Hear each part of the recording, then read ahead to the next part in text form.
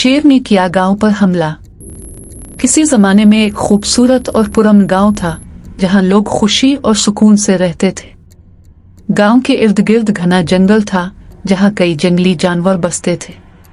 गांव के लोग उन जानवरों की इज्जत करते और उनसे फासला रखते थे।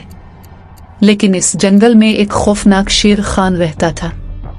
वो निहायत जालिम और गुस्से वाला था। अगर कोई जानवर इसके शिकार की राह में आता तो वो उसे छोड़ता नहीं था। एक दिन शेर खान कई दिनों तक शिकार न कर सका। भूख से बेहाल होकर वो जंगल में इधर अलिफादेर घूमता रहा, मगर कोई जानवर उसके हाथ न आया। आखिरकार इसकी नजर गांव पर पड़ी।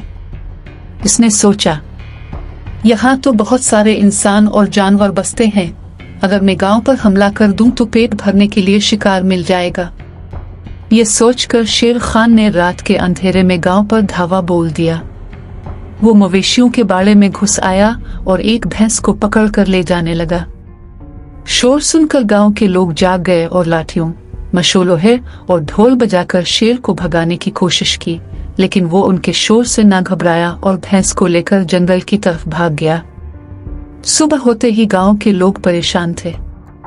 वो सब पंचायत में जमा हुए। बुजुर्गों ने कहा, अगर हमने कुछ न किया तो ये शेर बार बार हमला करेगा। कुछ लोगों ने मशवरा दिया कि जंगल के शिकारियों को बुलाया जाए, जबकि कुछ ने कहा कि जंगल के दूसरे जानवरों से मदद ली जाए। आखिरकार एक बहादुर नौजवान इमरान ने फैसला किया कि वो इस मसले को खुद हल करेगा। इमरान जंगल के एक समझदार रीछ राजू के पास गया, जो जंगल के जानवरों में इंसाफ पसंद माना जाता था। इमरान ने राजू को सारी सूरत हाल बताई। राजू ने सोचा और कहा, हमें शेर खान को सबक सिखाना होगा, लेकिन बगैर खून खराबे के। राजू ने दूसरे जानवरों से मदद मांगी। बंदरों, हाथियों और हरनों ने शेर को पकड़ने के लिए एक तरकीब बनाई। अगली रात जैसे ही शेर खान दोबारा गांव पर हमला करने आया, जंगल के जानवरों ने इस पर हमला कर दिया। बंदरों ने ऊपर से रस्सी फेंक कर इसके पंजे बांध दिए। हाथी ने अपनी सूंड से उसे उठाकर जमीन पर पटक दिया और रीछ राजू ने इसे मजबूती से जकड़ लिया। अगले दिन जंगल के जानवर जमा हुए। सब ने मिलकर फैसला किया कि शेर खान को जंगल के दूसरे हिस्से में जलावतन कर दिया जाए, जहां वो किसी को नुकसान न पहुंचा सके, क्योंकि अगर दोबारा इंसानों पर को हमला हुआ तो वो पूरे जंगल को खत्म कर देंगे।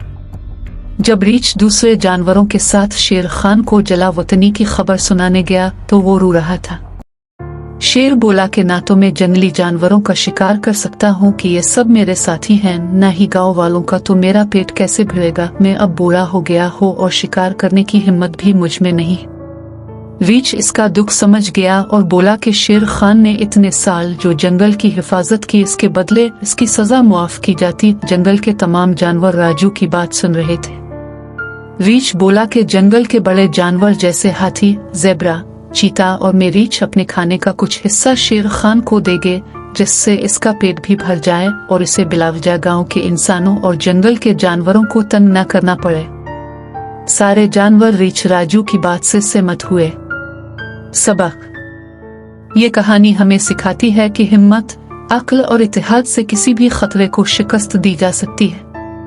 जुल्म ज्यादा देर तक नहीं चलता और आखिरकार सच्चाई की जीत होती है।